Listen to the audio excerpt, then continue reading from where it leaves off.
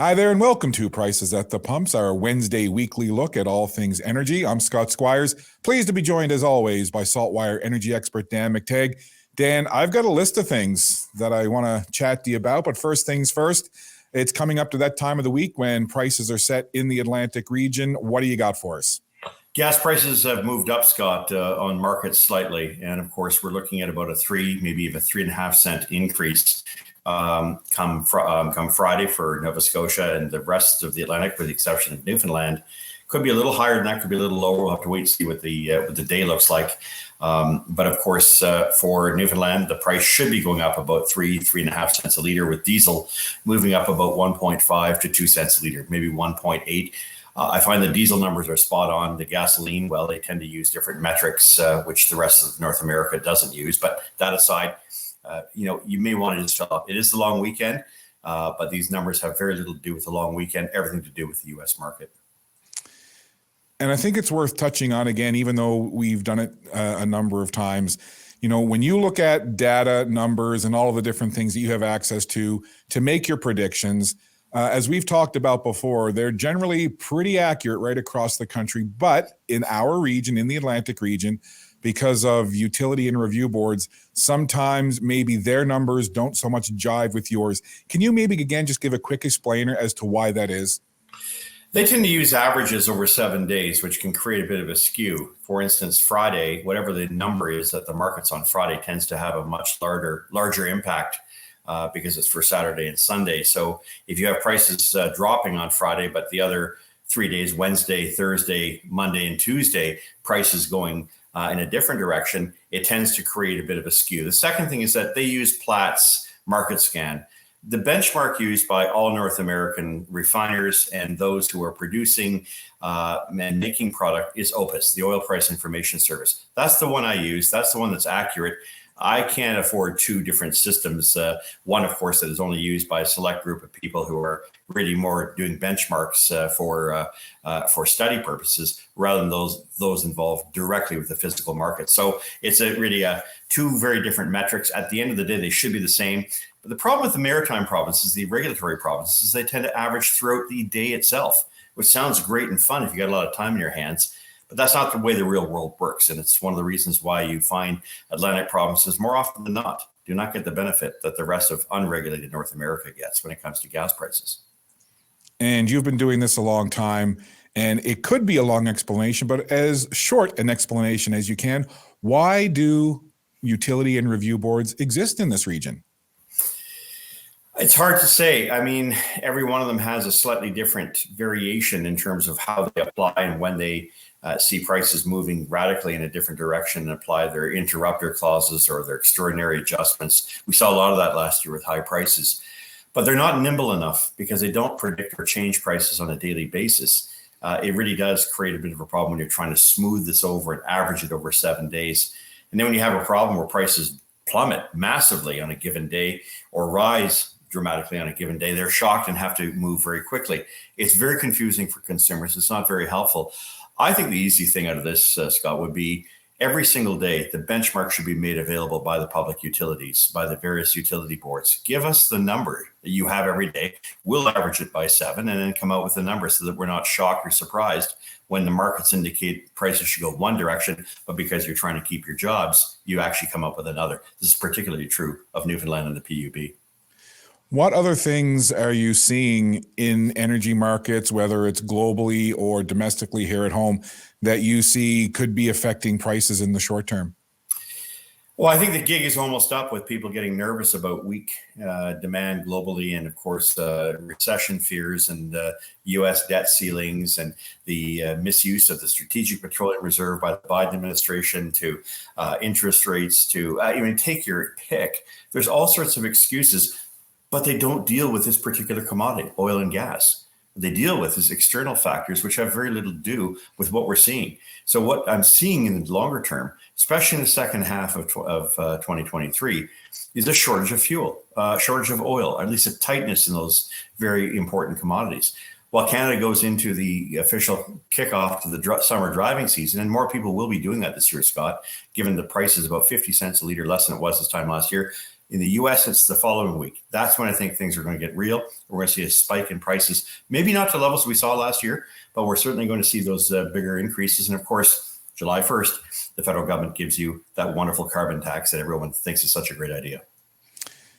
Dan, I'm from Newfoundland and Labrador, most of my life in Nova Scotia, but I was born in St. John's and I'm a Newfoundlander through and through, still have family there, deep roots there.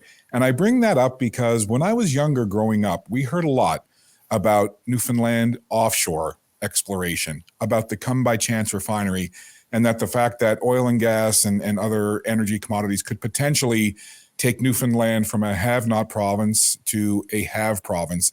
And from my perspective, and I think a lot of Newfoundland and Labradorians would say the same, we haven't really seen that happen. From your perspective, that have been around this energy sector for so long, why haven't we seen this happen in Newfoundland and Labrador with oil and gas? Well, I think there was a brief period of time where revenues were up in Newfoundland, and you had premiers like Danny Williams who took no prisoners and told Ottawa to back off when it came to revenues so that we would see the benefit going directly to Newfoundlanders and would help Atlantic Canada in general. Unfortunately, in 2014, we had a war, an energy war with Saudi Arabia that wanted to flood the market, not happy with U.S. frackers and, of course, Canadian oil. So we saw prices plummet. And with that, we didn't see a replacement in 2018, 2019. We saw instead moves by governments to block oil and gas production. So a series of very unfortunate events and bad timing for Newfoundland. But let's put it in perspective. Newfoundland, and I'm not just talking the Bay du Nord project, sits on the fourth largest provable reserve in North America after Texas, Alaska, and Alberta. And so for that reason, it should be benefiting. And it's not a political statement. It's one that I truly believe in. It's one of the reasons in 1999, 1998, I urged my colleagues in Newfoundland and others to remove the restrictive covenant that was preventing Newfoundland from having its own refinery up and restored, the Come By Chance refinery. Yes, it was Dan McTeague who actually did that as a member of Parliament, who chaired the Liberal Committee on Gasoline Pricing. So I realized Newfoundland's potential, its ability to take advantage of the resources that are in and under and around its territorial waters. I know that resources are extremely important to Newfoundland, but they're extremely important to the rest of the world. I would just wish a different climate existed, political climate existed in Canada, where we celebrated the ability for us to export our resources and to improve the condition and lives of Canadians. Doesn't matter where they are in this country. And before I move on and talk about another type of energy altogether that we haven't discussed before on prices at the pumps, I'll just ask you about the rest of Atlantic Canada. You know, you just discussed Newfoundland and Labrador and the potential there. What about potential in the other Atlantic provinces, whether it be New Brunswick, Prince Edward Island, or Nova Scotia?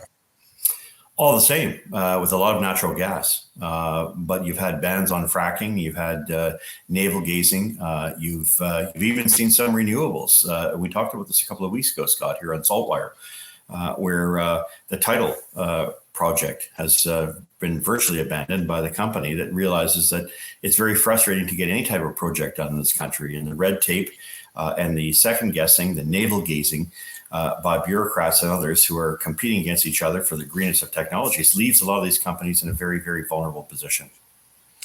Dan, I referenced talking about a type of energy that we haven't talked about here on Prices at the Pumps before, but I saw an article online. It was actually from a tweet, and then I connected and read the article from Chris Kiefer on Twitter, and it was talking about Canada not being able potentially to reach its 2035 target to get below a certain amount of emissions. And he referenced, why aren't we talking more about nuclear energy?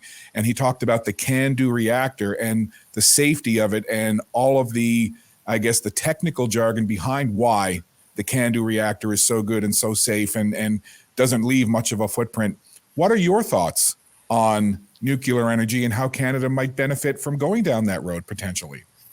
Scott, it's not just bias. It's that not all wisdom is new wisdom. I represented a riding, Pickering, Ontario, for 18 years, which had the first commercial reactors in North America. It allowed Ontario to benefit with cheap electricity, which attracted not only consumers, but manufacturers. We were the industrial, powerhouse of North America because of nuclear. The problem, however, is that it takes a long time from the time you plan these things to the time in which they're executed to get them up and running. And while there's promise such as smaller nuclear reactors, SMRs are referred to them as, is still, maybe 7 or 8 or 9 years away from, actual commercial use. Perhaps it can happen a little faster. But after all the gyrations, after all the billions and trillions of dollars that the world has invested in renewables, we're coming back to what's always worked for Canada, whether it's Point Lepreau in New Brunswick, whether it's Quebec's La Varenne, or now Ontario, which has, of course, invested very heavily in nuclear. That is still the future. And its footprint is unquestionably the best of all. Deliverability, dispatchability, reliability, it's all there. Ontario and Ontarians know that perhaps better than most. And it's time that we revisit old ways for new solutions. And from your point of view and your opinion, obviously, why do you think we're not seeing more discussion about nuclear and at least looking into it and seeing the potential for it? The green lobby was so powerful that in its attack on oil and gas, it also took a swipe and I think postponed and created a setback for nuclear energy. We were looking a gift horse in the mouth, staring at with absolute ignorance. I suspect that what we're seeing now is as France is now starting to recover the discussion in Germany about how ridiculous it was for them to close down 3 very good plants and yet wind up needing more energy from abroad. I think there's a new reality. And that's in fact that word that is starting to hit that this is probably the best form of energy we have now. So yes, there are some side effects, but I lived in Pickering for many years and, everything was fine. This was reactors that had been up since the 1960s. I think we have to look to the ingenuity that we have at hand and the ability for us to provide, if we want these goals of reducing carbon emissions, then let's steal. And we want to go to electrification, which I think is somewhat irresponsible. But that aside, if that's what we believe, nuclear is the only and best way. Something else, Dan, that I want to ask you about, and again, it can be a long and winding conversation, but you're usually pretty good at summarizing things and being pretty succinct. Recently, credit rating numbers came out, and at least by one agency, Canada was one of only a couple of countries that had a AAA rating. And I won't get into specifics, but you had a bit of a back and forth on social media about this. So as quickly as you can, because I know it can be a really, really deep topic and can go on for a long time, but from your opinion and your perspective, why do you feel that seeing Canada as a AAA rating, the highest rating from some of these agencies in the world, why do you think that that's maybe a little misleading? Well, it's misleading because I saw in 1981 what happens when you lose that rating. And that rating is based on the government having too much debt, which it can't support, not without raising interest rates. And I believe we're on the cusp edge if we haven't seen that already. Look, there isn't a single viewer listener here in SaltWire that hasn't seen the effect of higher interest rates and higher mortgage rates. And that's a function of the fact that in order to attract capital, we're having to raise interest rates. And in order to support our social programs, we're not only having to miss our targets, we're actually increasing the debt by some 43 billion a year. Now, some of this is understandable given COVID, but a lot of it was pre-COVID when the federal government spent 150 billion bucks as if, let the good times roll and you could spend with abandon. It's important that we have proper credit reports given on the status of our nation, not to take the nation down, but to recognize that our sovereign debt and our sub-sovereign debt is massive. And that you can't hide behind things like, GDP growth per capita and make all sorts of wonderful excuses. What happens with these credit agencies, and they've proven that they've sometimes got it spectacularly wrong, as they did in 2008 with Lehman Brothers and Goldman Sachs and others when they had great credit and suddenly had to drop it after these companies failed. We don't want to wait for these companies, these credit rating agencies, downgrade. We want to be able to anticipate to ensure that they don't, because once that happens and the creditworthiness of the country is heading towards disaster, you're going to see interest rates rise dramatically, and of course all of our fiscal assumptions thrown out the window. That's why the Minister of Finance and so many others are very nervous about this. They know that the potential lies there, and we're really only one credit downgrade away from that happening. The thing is to stave that off and stop spending money we don't have, particularly on what I consider to be nonsense and frivolities, such as EV battery companies in Windsor and in St. Thomas, Ontario. We can't afford this kind of nonsense. And I think it's important to lay the context as well as to why your discussion and in-depth look at these credit ratings and what's going on with interest rates and debt and otherwise, how that comes back to potentially affect the price of energy in this country. How is it all connected, Dan? It's connected in the sense that if we don't have attractive capital, we can't service our debt, and we increase that debt, we don't take into consideration fiscal responsibility, we won't even be able to manage the finances. You don't have to go back to the 80s. Go back to 1997 when Paul Martin, my Minister of Finance, who I served, had the difficulty, the task of trying to prevent us from being a basket case under the aegis, the watch of the IMF. We came awfully close because we were not able to service our debt. I'm not saying that's the case today. But ironically, if it were not for the oil and gas sector pumping in $25 billion plus net a year to the Canadian economy and to government coffers, I think we'd be at that point right now. So, I know many people like to, bite the hand that feeds them and kill the golden goose. But if you do that, you better be prepared for the backlash, because interest rates at 19% is something none of us want. But we've seen in the past when we go down this rabbit hole of irresponsible policies that have no other aim but to impoverish the country and make a few grifters very rich. Dan, we're pleased to be able to have you here each week on SaltWire to bring your insights and expertise to our SaltWire audience. But when you're not with us, what else are you doing, and where else can people connect with you, Dan?